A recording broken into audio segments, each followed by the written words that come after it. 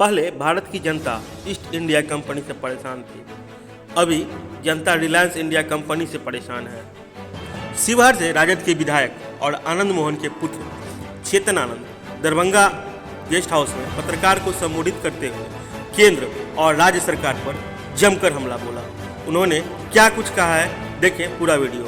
अंबानी को यही सोचने वाली बात है कि आज बिल आने से पहले अदानी का जो है गोदाम बन जाता है।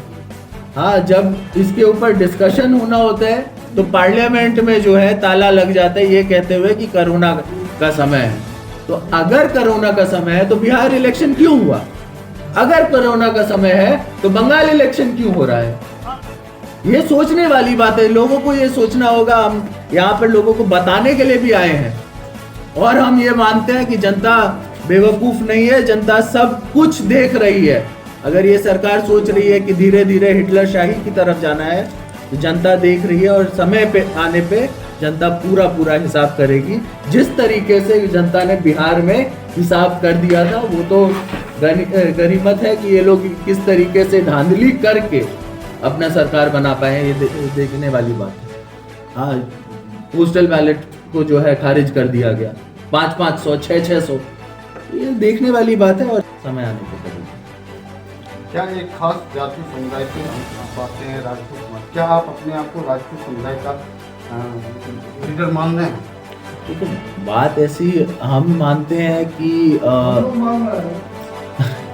हम मानते हैं कि देखिए, सबसे बड़ी बात है कि आदमी को इस सभी से अब का पॉलिटिक्स ऐसा मतलब हम उसको मानते हैं कि होना चाहिए कि जात पात धर्म मजहब इस सब से ऊपर उठ करके हाँ लोगों लगातार जो है लोगों से प्यार मिलता है।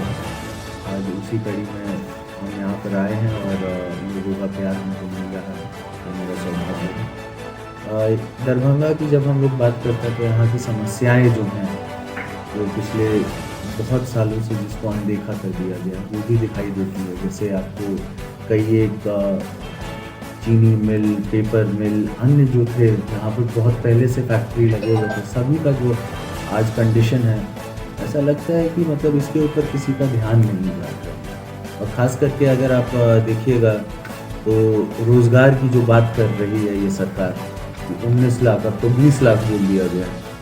तो आप रोज़गार कैसे प्रोवाइड कीजिएगा जब तक अगर चीनी मिल और पेपर मिल जैसे जो आपके पास ये मतलब एक हिस्ट्री भी है और एक तरीके से आपके पास ये अवेलेबल भी है।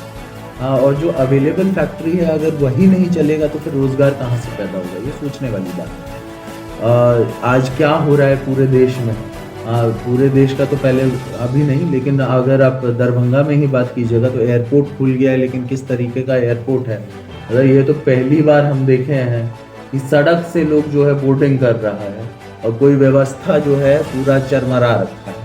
हाँ, तो ऐसा कोई नाम का एयरपोर्ट अगर खुलना था तो फिर कोई फ़ायदा ही नहीं है। हाँ, एयरपोर्ट होना चाहिए, ढंग से बनाना चाहिए। आज एयरपोर्ट का अगर रनवे आप देखिएगा, हम तो आप लोग को सलाह देते हैं कि जा करके देखिए, उधर प्लेन नहीं बुलडोजर चल रहा है। हाँ, ये सच्चाई है यहाँ के एयरपोर्ट की। हाँ, नाम के लिए आपने एयरपोर्ट वो कर दिया है। और सबसे बड़ी बात है महाराजा रामेश्वर सिंह थे, हाँ, जिन्होंने एयरपोर्ट बनाया था दरभंगा में। सबसे पहले अगर बिहार में बहुत अच्छा एयरपोर्ट कहीं होता था तो वो दरभंगा का नाम आगे आता था, लेकिन आज आपने जिन्होंने बनाया एयरपोर्ट उनका नाम ही गायब है। हम तो कहेंगे कि उन्हीं के नाम पे बनाते तो अच्छा रहता, क्योंकि पूरे दरभंगा में मतलब ये अंग्रेज लोग बड़ाई करते थे कि किस हिसाब का यहाँ का एयरपोर्ट था उस टाइम।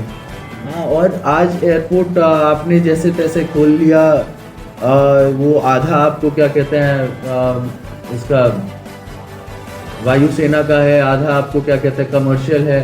सिविल एविएशन को इस पर ध्यान देना चाहिए और खास करके अगर आप कुछ करना चाह रहे हैं, सब कुछ आज दरभंगा में आ रहा है। DMCH भी आप देख रहे हैं कि यहाँ पर है, उसके बाद एम्स भी आ रहा है। अच्छी बात है, अच्छा लगता है कि यहाँ पर आप सारी सुविधाएं दे रहे हैं, लेकिन बात यह है कि अगर एम्स का भी हाल एयरपोर्ट जैसा ना हो जाए, इसी बात का हमको फिक्र है। कि नाम का एम्स खुल जाए और उसके बाद उसमें फैसिलिटी नहीं है, डॉक्टर के जगह आपको क्या कहते हैं क्या क्या होगा क्या क्या नहीं, ये सोचने वाली बात है। इस पे थोड़ा सरकार को ध्यान देना चाहिए। हाँ, और हम ये कहना चाहेंगे साथ ही साथ कि आज पूरे देश में जो किसानों का मुद्दा हो रखा है, इतना बड़ा मुद्दा, इतना मतलब एक तरीके का स्कैम जो चल रहा है, हाँ, लगातार आप लोग देख रहे होंगे कि बड़े से बड़ा फैक्ट्री, बड़े से बड़ा उद्योग, चाहे HAL की बात करते हैं, हाँ, हिंदुस्तान एरोनॉटिक्स वाला जो आपको था लिमिटेड, तो उसमें भी अगर आप देखिएगा रिलायंस को दे दिया गया। हाँ, जो राफेल को बनाने का था वो भी रिलायंस के हाथ में चले गया। जियो आज BSNL पे हावी हो गया। हर एक चीज में, हर एक सेक्टर में, या फिर वो अदानी के हाथ में जा रहे हैं, अंबानी के हाथ में जा रहे हैं। ये सोचने वाली बात है। उसी कड़ी में आप लोग देख रहे हैं कि किसान का भी जो है कॉन्ट्रैक्ट फार्मिंग, जिसके बारे में हम लोग बचपन में पढ़ा करते थे कि अंग्रेज लोग कॉन्ट्रैक्ट फार्मिंग करते हैं, वही कॉन्ट्रैक्ट फार्मिंग हम लोग के सामने आ रहा है।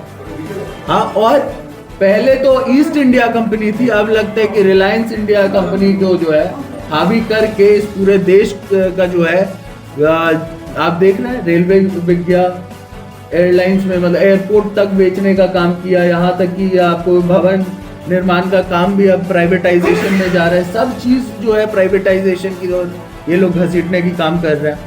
हाँ, पब्लिक सेक्टर को बिल्कुल जो है ये लोग खत्म करने की कोशिश कर रहे हैं। इस देश में किसान को सरकार की जरूरत है, सरकार की सिक्योरिटी की जरूरत है, लेकिन सरकार उससे भी अपना एक तरीके से पल्लू झाड़ने का काम कर रहा है।